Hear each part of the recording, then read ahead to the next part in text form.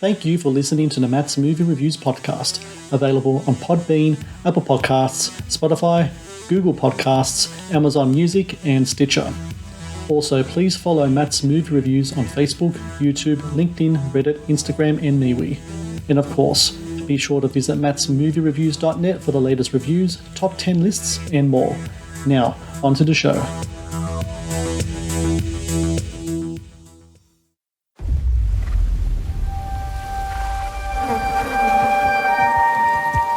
What does this to a man? Maybe it was natives? There aren't any natives here anymore. What are you doing, Poe? Edgar! Who did this to you?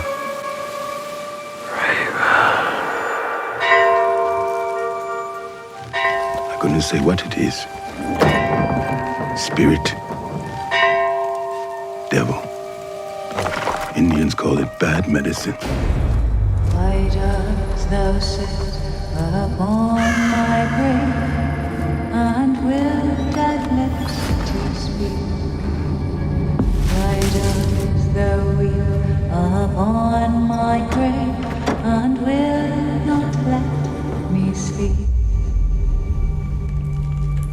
My breast is as cold as clay, my breath is earthly sweet.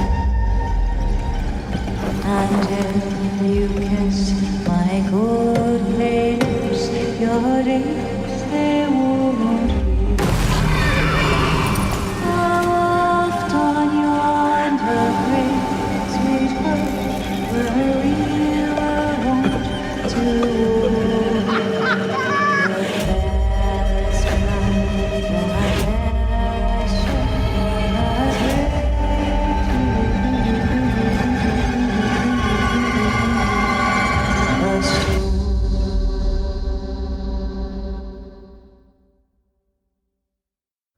Hello and welcome to the Matt's Movie Reviews podcast. I am your host, Matthew Pejkovic, and this is episode number 462.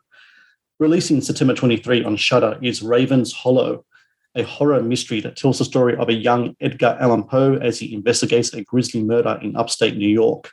Historical fiction told through a supernatural lens, Raven's Hollow is a suspense-driven and blood-curdling murder mystery that was sure to haunt you after the credits roll. And joining me now on the podcast is the director and co-writer of Raven's Hollow, Mr. Christopher Hatton. Christopher, I thank you so very much for your time today.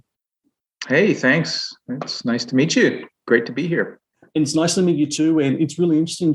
I was just listening to a podcast you did a couple of days ago, and you were talking about this movie. And I took note of this kind of like really interesting tidbit in that, you know, what really kind of sparked your imagination in regards to this story was this time in Edgar Allan Poe's life when he went to West Point as a cadet. Not much is written about it, except for we know he went there and we know that he was discharged from there, but there's a lot of kind of mystery in between. That mystery, what was it about that time in his life that really kind of like spoke to you as a filmmaker, as a storyteller, that you thought, you know, I can really do something with this, and you very much did? Yeah, it was the absence of answers.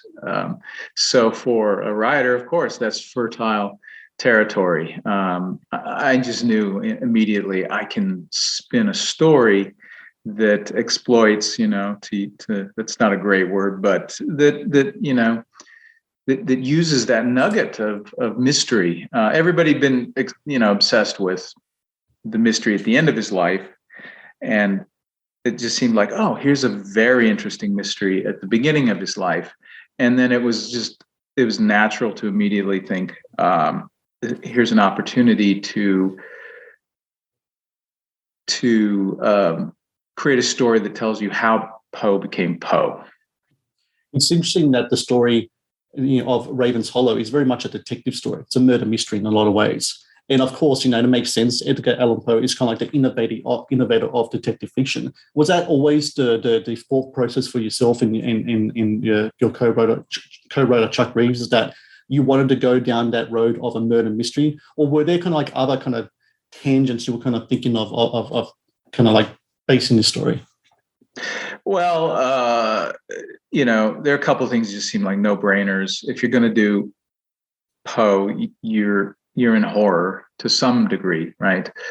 How far you want to take that horror is a question. But the other thing is, yeah, you're looking for a frame, how to tell the story, what is a structure, and the fact that he had effectively invented detective fiction, it just seemed like a perfect fit.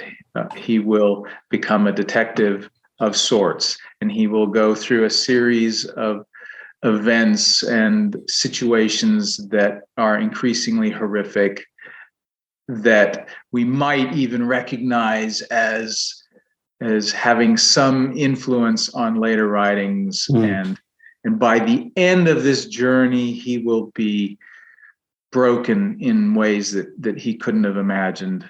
And we will see the birth of Poe as we understand him. Because that was the other element, was that it was a surprise to me to learn that young Edgar Allan Poe is not what I would have assumed at that time. I think a lot of people would just think, oh, he probably was a very odd young man who had weird proclivities and said strange things to people. And in fact, it was not at all that way. He was very handsome, upstanding, sort of eligible bachelor. People considered him charismatic and funny, and he was in every way really what you wouldn't expect, given that we all grew up looking at that image of him, right? The pallid, sort of slightly mad looking guy, and we know about the addictions and all that. So how did this young guy who seemed to have everything going for him become such a haunted, messed up dude later in life? It's really interesting that throughout the film, as Poe kind of encounters all these different horrors, it's kind of like his mask of rationality kind of like disappears from him, and the visuals that he sees, things that he has, leaves an imprint on him that will come along later in life. It's really interesting, kind of like when I look at it, kind of like as a horror fan, when you watch horror cinema, a lot of the times, speaking for myself, and I've spoken to other critics about this as well, a lot of times we let things into our imaginations, we bear witness to things that we wouldn't ever dare to do in real life because we have the veneer of the cinema there. But these things do leave an imprint on us. I still remember very vividly scenes from The Exorcist, American Werewolf in London, Texas Chainsaw Massacre. They stick with me for such a long time. When it comes to yourself as a filmmaker and a storyteller, do you have any moments in horror cinema, or could be just in cinema in general, that stuck with you? Do you think that you think has left an imprint on how you approach story and how you approach visuals these days? Oh, that's interesting. I mean, it's complex in a sense that, it'd be nice to say, oh, it was that one image that galvanized everything for me. And it's not that way. It's a bunch of different things that all become additives. I'm a huge Orson Welles fan, and that doesn't mean that I am, deeply influenced by his style, but nonetheless, his sense of drama, very impressive to me. I think something like Blade Runner plays a real role because it's just so visually dynamic, this immersive world, and these very edgy, cool characters. And that kind of, there you have the detective procedural embedded in genre, and that's certainly one of these things. As far as a horror image that really affected me, probably the first film that really got me was Alien. And it was just fabulous and delightful. It's a bit of a cliche now, everybody, and it's kind of old news in a sense that these wonderful devices that Ridley Scott was using, sort of updating, now everybody's done it to death, and a lot of people, young people, will look at it and think, whatever, yeah. It's okay.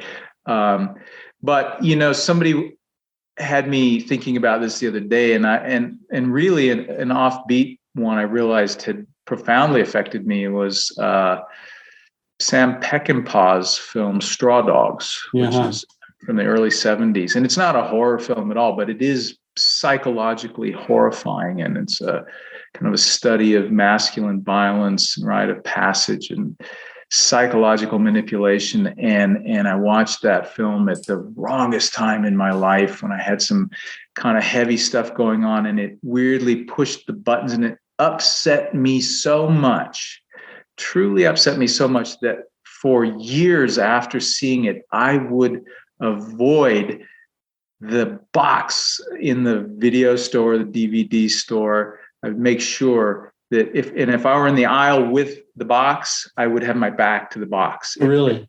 It was nuts, but it really kind of messed me up for a while. And I've never watched it since. I don't want to.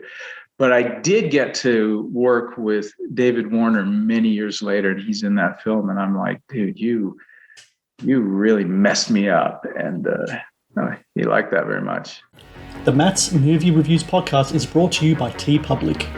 TeePublic is the world's largest marketplace for independent creators to sell their work on the highest quality merchandise. With over 1.2 million designs, TeePublic is sure to have something you'll love. The Matt's Movie Reviews podcast is brought to you by Amazon. The world's leading online store, Amazon is your first stop to buy a wide range of products at competitive prices with fast delivery times.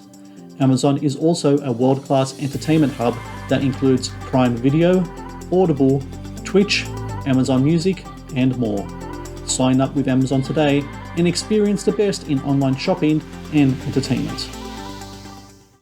You spoke before about what the young Edgar Allan Poe was, young, charismatic, and a young man. When it came to casting him, we have William Moseley here, very much kind of fits the mold of what that young Edgar Allan Poe is. Very handsome, charismatic young man, but he has an intelligence to him as well, a curiosity that really comes to the screen. Working with William, casting him in that role, what was that process like for yourself? Yeah, well, I had a moment when it all became real, which was, am I going to follow through with truly what I originally imagined or what originally inspired me, which was, yes, a guy who really doesn't bear much resemblance at first to what we know later. Or, because I wrote that script, I wrote the original iteration of this like 15 years ago. Okay. And that's what was in my head then. But there's a moment of temptation. Oh, maybe I should rethink Poe and try to, zazz him up with some kind of eccentricities and stuff. But pretty quickly I put that away and said, no, I'm going to stick with this arc that originally inspired me. I knew William. Okay, he and I had met, and that was a plus. I just knew him, and I knew what kind of a person he was beyond his ability to deliver a performance, and I knew he was going to give me everything and more. And we would be under kind of potentially really difficult circumstances. Could be really cold and brutal. There's going to be a lot of physical stuff. And I knew there'd be no diva behavior from this guy. He was going to jump in, with gusto and really work hard. And he did. And he's a great guy too. So that helps. When you're going to go into a situation like that, you really want to be working with people that you like. What I also love about horror films is that a lot of times around at the start of the film, you have kind of like these supporting actors. And throughout the history of cinema, a lot of character actors work in throughout horror, and what makes them stand out is their faces, their look. Sometimes you could just look at them and something's just going on there. Don't know what just yet, but they capture you. And you have two of those actors in this film, in David Heyman and especially Kate Dickie. And Kate Dickie, especially, I think ever since people watched The Witch, she's been really someone. She's been around for a long time, but that was a movie that a lot of people kind of caught onto her. When you cast your supporting role players in a movie like this, does that come to mind? Faces, what they can project to an audience, just as much as, say, what their talents are as an actor? Yeah, 100%. It's a world, and the people need to seem like they belong in that world. There are all kinds of talented people you could bring in, and somehow they might have a modern vibe that you just can't quite get rid of, or something. So definitely. In fact, I held out a long time on even the smallest roles to make sure I felt like I had the right person. And you're casting, period. And let's face it, there are some faces that just seem to evoke, period. They seem to belong in that mythic past, and there are other faces that maybe not so much. And definitely you picked a couple of great faces there. You just can't beat those faces. No. But also Oberon Ajapong, who plays Usher, an incredible face, an incredible presence, and I held out a long time on that role because I needed somebody who could absolutely sell the kind of the American black man experience of the 19th century. That it's there, and so he's phenomenal. But I honestly, it's the best cast I've ever had. I think they're all terrific. You mentioned before the cold. I could feel it. I feel like I can feel the cold through the movie. You guys shot so this, cold. Like some scenes in the UK, mostly those where you shot kind of like the main kind of like, I call it kind of, I wrote down in my notes like the village of the damned, kind of like what you had there. What's really interesting is that it does feel like I've stepped into like in a time machine into like a different period, because I think the setting itself, what really struck me actually, I was looking at it, I couldn't see. Sometimes you can watch these period films and there's like little kind of things that might take you to the present. I couldn't see anything at all in this film that could do that. Like, for example, something that's like power lines or anything like that. Like, you couldn't see this stuff. Is that stuff that's taken down in post, or did you actually find something, a place where it just felt like you stepped back like 100 years and you knew that this was a place where you had to shoot? Well, first of all, thank you for noticing that. And thank you for saying that, because it was a big deal. It was a really big deal to try and not have anachronisms that would take people out. We built a great deal of that. A lot of that was constructed just for us. And the goal was a fully immersive environment. So you can turn that camera around 360 degrees and you're still in Raven's Hollow. That was really what we wanted. And we didn't want to have to fix too much in post, erase stuff. And really we didn't, because we had that village. We built it. There were a couple of buildings standing that kind of anchored everything that we built around. I actually had a much deeper budget for CGI for those kind of fixes. And in the end, I cut some 60 plus shots out of the visual effects list because we didn't need them. And when you have a set like that, what does that do for your actors? Does that really kind of help them kind of immerse themselves in their roles? Yeah, absolutely. And listen, we were in a full COVID lockdown. So we lived there. Okay. We weren't going home. Home was Raven's Hollow, and that was 40 miles out of Riga. So we were in the countryside. At night, it was dead still, and so after a while, you just feel like you're there. It really is the place. And of course, that's going to help actors. It just allows them to live it, and they did. They all were. I think everybody enjoyed that. At first you think, "Whoa, really? We're going to spend the whole shoot here together?" But it was a very bonding experience, and this was a very cohesive cast. They're very supportive of each other, and so it was great. You didn't really have to manufacture the mud. The mud was there, and all that. It's great. Well, it's such a great film to watch, and it's been a joy to talk to you today, Christopher. For everyone out there listening, September 23, Shudder, Raven's Hollow. I do recommend anyone check out this movie because I really dug it, because not only is it a great like horror film and the visuals are excellent, the supernatural aspects, but the detective story really does suck you in. And it really does kind of immerse you into this world that we just talked about. And Christopher, congratulations to you. Best of luck with the film's release. And hopefully we talk again in the future with future releases. It's been a pleasure to talk today. Hope so. Thank you, man. Really a pleasure. Thank you for watching the Matt's Movie Reviews channel. Please subscribe for more reviews, podcast interviews, and exclusive content. Also, if you would like to request a review and support my work, please join my Patreon via the link in the description below.